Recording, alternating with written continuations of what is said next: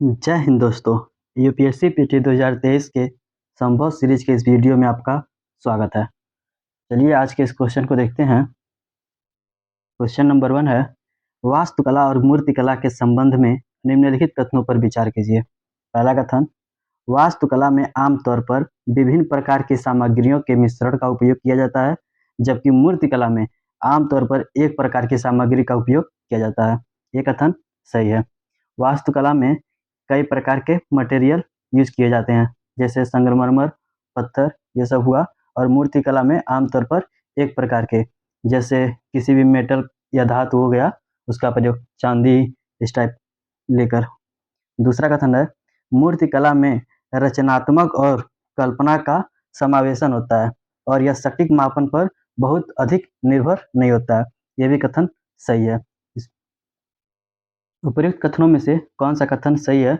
इसमें दोनों कथन सही हैं। इसका सही उत्तर होगा विकल्प सी, 1 और 2 दोनों। नेक्स्ट क्वेश्चन, मौर्य काल और उत्तर मौर्य काल की गुफा वास्तुकला के संबंध में निम्नलिखित कथनों पर विचार कीजिए। पहला कथन है, बारा बाराबर और नागार्जुनी गुफाओं को आमतौर पर बिहार बौद्ध मठों के रूप में उपयोग किया जाता है। यह कथन सही है। मौर्य गुफा वास्तुकला मौर्य काल में चट्टानों को काटकर बनाई गई गुफा वास्तुकला का उद्भव हुआ है। मौर्य काल के दौरान इन गुफाओं का आमतौर पर जैन और बौद्ध भिक्षुओं द्वारा विहारों यानी निवास स्थल के रूप में उपयोग किया जाता था, जबकि आरंभिक गुफाओं का उपयोग आजीविका द्वारा किया जाता था। बाद में ये बौद्ध मठों के रूप में लोकप्रिय हो गया और मौर्य काल के दौरान गुफाओं के आंतरिक दीवारें पालिश होने के साथ इनके प्रवेश द्वार अलंकृत और होते गए। दूसरा कथन है, उदयगिरी गुफाएं ब्राह्मी लिपि में हाथी गुफा शिलालेख के लिए प्रसिद्ध है। यह भी कथन सही है। ये ब्राह्मी लिपि में है। उदयगिरी में जो 2 मंजिला रानी गुफा है, उसमें से ये कुछ सुंदर मूर्तियां भी हैं। उपर्युक्त कथनों में से कौन सा कथन सही है? इसमें दोनों कथन सही हैं। इसका सही उत्तर होगा विकल्प सी, 1 और 2 दोनों। नेक्स्ट क्वेश्चन, शिलालेख के संबंध में निम्नलिखित कथनों पर विचार कीजिए। पहला कथन, स्वगौरा ताम्रपत्र अभिलेख एक मौर्यकालीन अभिलेख है जिसमें अकाल राहत प्रयासों का उल्लेख किया गया है। यह कथन सही है। स्वगौरा ताम्रपत्र के रूप में जाना जाने वाला यह सबसे आरंभिक ज्ञात ताम्रपत्र है। यह मौर्यकालीन अभिलेख है जिसमें अकाल राहत प्रयासों का उल्लेख किया गया है। यह भारत में अशोक के पूर्व के कुछ ब्राह्मी शिलालेखों में से एक है। दूसरा कथन है, रुम्मीनदेई स्तंभ शिलालेख में उल्लेख किया गया है। यह अशोक ने लुम्बिनी को कर यानी टैक्स देने से छूट दी थी। ये कथन सही है। लुम्बिनदेई स्तंभलेख शिलालेख लघु स्तंभलेख के अंतर्गत आते हैं। यह समर्पण संबंधित विवरण वाले शिलालेख हैं। इसमें अशोक की लुम्बिनी रूपन्देही जिला नेपाल का यात्रा का उल्लेख है। इसके अनुसार अशोक ने लुम्बिनी को कर चुकाने से छूट दी थी। यह शिलालेख ब्राह्मी लिपि में लिखे गए थे। तीसरा कथन है, एहोल शिलालेख को उड़ीसा के पुलकेशिन के दरबारी कवि द्वारा लिखा गया था। ये कथन गलत है। यह पुलकेशिन द्वितीय के दरबारी कवि रवि कीर्ति द्वारा लिखे गए थे, जिन्होंने 1610 से 1682 शताब्दी तक शासन किया। उपयुक्त कथनों में से कौन सा कथन सही है? इसमें पहला और दूसरा कथन सही है। इसका सही उत्तर होगा विकल्प बी, केवल 1 और 2। नेक्स्ट क्वेश्चन, इसमें निर्माण के शीर्ष पर विभिन्न छतरियां या कियोस्क के उपयोग के साथ उथले कार्निक्स का उपयोग किया गया है। इमारतों के गुंबद धारीदार थे, जिन पर आमतौर पर सजावट और सहारे के लिए पीतल और तांबे की परत चढ़ाई गई थी। निम्नलिखित स्थापत्य शैलियों में से किसमें उपयुक्त विशेषता दिखती है? पहला है राजपूत वास्तुकला शैली, दूसरा सिख वास्तुकला शैली, तीसरा मुगल वास्तुकला शैली और चौथा है कश्मीरी वास्तुकला शैली। इसमें देखें तो ये सिख वास्तुकला शैली के बारे में बात हो रही है। सिख वास्तुकला शैली आधुनिक पंजाब के क्षेत्र में विकसित हुई है। यह मुगल वास्तुकला शैली से काफी प्रभावित थी।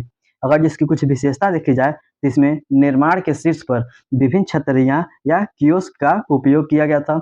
अगर एक और विशेषता मैं बताऊं तो उसमें यह था कि उथले कार्निक्स का उपयोग इमारतों के गुंबद धारीदार थे, जिन पर आमतौर पर सजावट और सहारे के लिए पीतल और तांबे की परत चढ़ाई गई थी। नेक्स्ट क्वेश्चन, निम्नलिखित युग्मों पर विचार कीजिए। एक तरफ मृदभांड लिखा हुआ है और दूसरी तरफ समयकाल।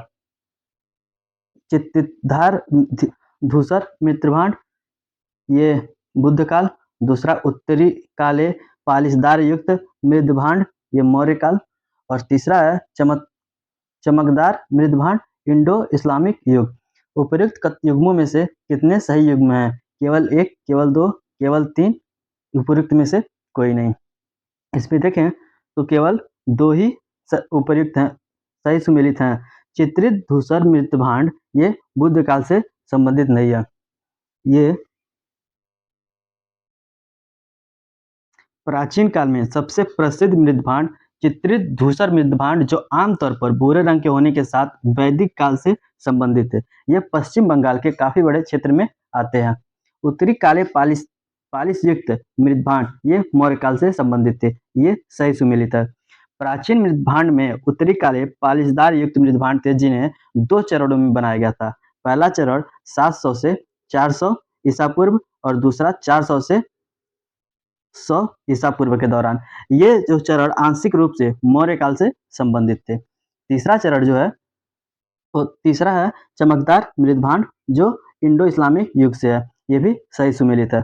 गुप्त काल की शुरुआत के बाद हमें अलंकरण, पेंटिंग, मुद्रांकन और मोल्डिंग जैसी नई सजावट तकनीकों देखने को मिली, जो इंडो इस्लामिक शैली आने के साथ हमें चमकीले मृदभांड के प्रमाण मिलते हैं। इसका सही उत्तर होगा विकल्प बी, केवल दो युग्म। नेक्स्ट क्वेश्चन है, अंतर्राष्ट्रीय बौद्धिक संपदा सूचकांक 2022 के विषय में निम्नलिखित कथनों पर विचार कीजिए। पहला कथन, इसे विश्व बौद्धिक संपदा संगठन द्वारा जारी किया गया है। यह कथन गलत है।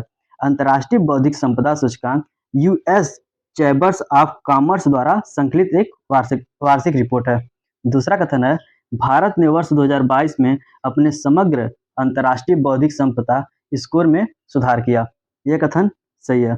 हाल ही में भारत ने अपने समग्र अंतर्राष्ट्रीय बौद्धिक संपदा स्कोर में 38.4 से 38.6 तक का सुधार किया है, और यह इसके परिणाम स्वरूप भारत अंतर्राष्ट्रीय बौद्धिक संपदा सूचकांक में 55 देशों में से 43वें स्थान पे आ गया है। उपरोक्त कथनों में से कौन सा कथन सही है? इसमें दूसरा कथन सही है। इसका सही उत्तर होगा ऑप्शन बी, केवल दो। Next question, Ayushman Bharat digital mission के संदर्भ में निम्नलिखित कथनों पर विचार कीजिए। पहला कथन, इसका उद्देश्य सभी भारतीय नागरिकों के साथ अस्पतालों, बीमा फर्मों को आवश्यकता पड़ने पर इलेक्ट्रॉनिक्स रूप में स्वास्थ्य कार्ड तक पहुंचाने में मदद करने के लिए डिजिटल स्वास्थ्य आईडी प्रदान करना है। यह कथन सही है।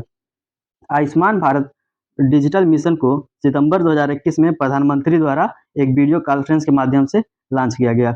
इसका उद्देश्य सभी अस्पतालों, बीमा फर्मों और नागरिकों को आवश्यकता पड़ने पर इलेक्ट्रॉनिक्स के रूप में नागरिकों को स्वास्थ्य कार्ड तक पहुंचाने में मदद करने हेतु डिजिटल स्वास्थ्य आईडी प्रदान की गई है, जैसा इस कथन में लिखा हुआ है।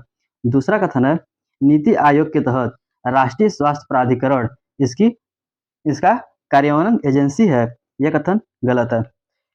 इसकी जो कार्यान्वयन एजेंसी है वो स्वास्थ्य और परिवार कल्याण मंत्रालय के तहत स्थापित राष्ट्रीय स्वास्थ्य प्राधिकरण है। उपरोक्त कथनों में से कौन सा कथन सही है? इसमें केवल पहला कथन सही है। इसका सही उत्तर होगा ऑप्शन ए, केवल 1। नेक्स्ट क्वेश्चन, बाजार अवसंरचना संस्था के संदर्भ में निम्नलिखित कथनों पर विचार कीजिए। पहला कथन, बाजार अवसंरचना संस्था अर्थव्यवस्था में धन के इष्टतम उपयोग में मदद करता है और आर्थिक विकास को बढ़ावा देता है। ये कथन सही है। बाजार अवसंरचना संस्था अर्थव्यवस्था में धन के इष्टतम उपयोग में मदद करने के साथ साथ ये आर्थिक विकास को भी बढ़ावा देता है। दूसरा कथन है, नेशनल स्टॉक एक्सचेंज व्यवस्थित रूप से महत्वपूर्ण एक बाजार अवसंरचना है। यह भी कथन सही है। भारतीय प्रतिभूति और विनियमन बोर्ड के निष्कर्षण के अनुसार नेशनल स्टॉक एक्सचेंज देश का सबसे बड़ा इक्विटी और डेरिवेटिव एक्सचेंज है तथा एक व्यवस्थित रूप से महत्वपूर्ण बाजार और संरचना संस्था है। उपरोक्त कथनों में से कौन सा कथन सही है? इसमें दोनों कथन सही हैं। इसका सही उत्तर हो जाएगा ऑप्शन सी, 1 और 2 दोनों। नेक्स्ट क्वेश्चन, निम्नलिखित कथनों पर विचार कीजिए। पहला कथन, रमन प्रभाव प्रकाश कोई तरंगदैर्घ्य में परिवर्तन है जो प्रकाश के किरणों के अणुओं द्वारा विक्षेपित होने के कारण होता है। यह कथन सही है।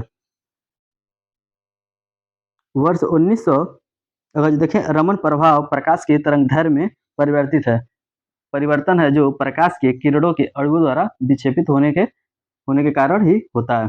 दूसरा कथन है, रमन प्रभाव की खोज के उपलक्ष्य में प्रतिवर्ष 28 फरवरी को राष्ट्रीय विज्ञान दिवस मनाया जाता है। यह भी कथन सही है।